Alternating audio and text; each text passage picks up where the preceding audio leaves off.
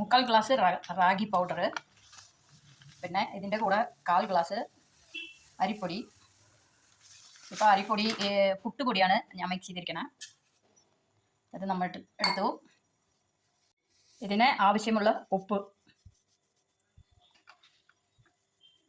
പിന്നെ നാളികേരം,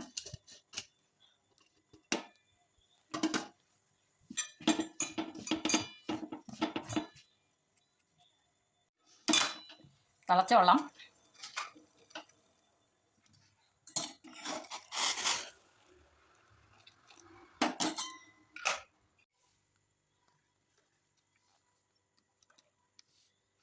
ഒരു ചെറിയ ഉള്ളി, ഒരു പച്ചമുളക്, നാളികേരം, ഇതൊക്കെ ഇട്ടിട്ട് നന്നായിട്ട് കുഴച്ചിട്ട് നമുക്ക് ദോശക്കല്ലിൽ തട്ടണം. ചൂടാണ്, അതാണ് കൈയിടാത്ത. ചൂടാറിയിട്ട് കുഴയ്ക്കാം. ഓക്കെ, നന്നായിട്ട് കുഴച്ചു.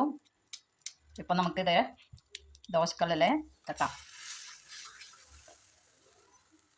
നമ്മൾ വെള്ളം നനയ്ക്കുക കയ്യിൽ. വെള്ളം നനയ്ക്കുകയാണെങ്കിൽ അധികം കൈ ഒട്ടില്ല കയ്യിൽ. ഓക്കെ,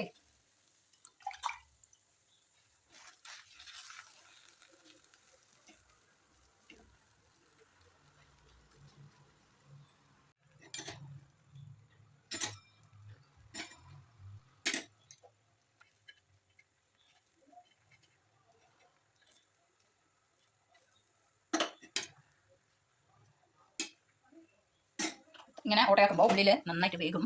അതിന് വേണ്ടിയിട്ടാണ് അങ്ങനെ ആക്കിയിരിക്കുന്നത്. ഈ കട്ടിയായിട്ട് പരത്തണതിന് ഇങ്ങനെ ചെയ്താൽ നല്ലതാണ്.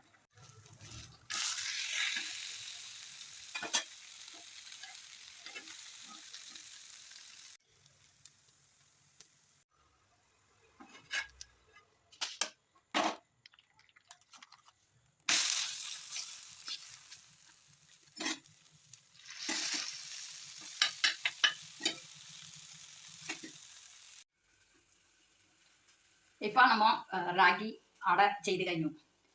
ഇവിടുത്തെ അമ്മയ്ക്ക് ഷുഗർ ഉണ്ടായിരുന്നു. അത് കാരണം വൈകുന്നേരം ഇതാണ് ഉണ്ടാക്കി കൊടുക്കാറ്. അപ്പം ഇന്ന് ഓർമ്മ വന്നപ്പോൾ ഇത് ഉണ്ടാക്കിയതാണ്. ഇത് നല്ലതാണ്. ഇതിൻ്റെ കൂടെ ചമ്മന്തി എന്തെങ്കിലും കൂട്ടി കഴിക്കാം. നല്ല ടേസ്റ്റാണ്. ഓക്കെ, എല്ലാവരും ചെയ്ത് നോക്കണം.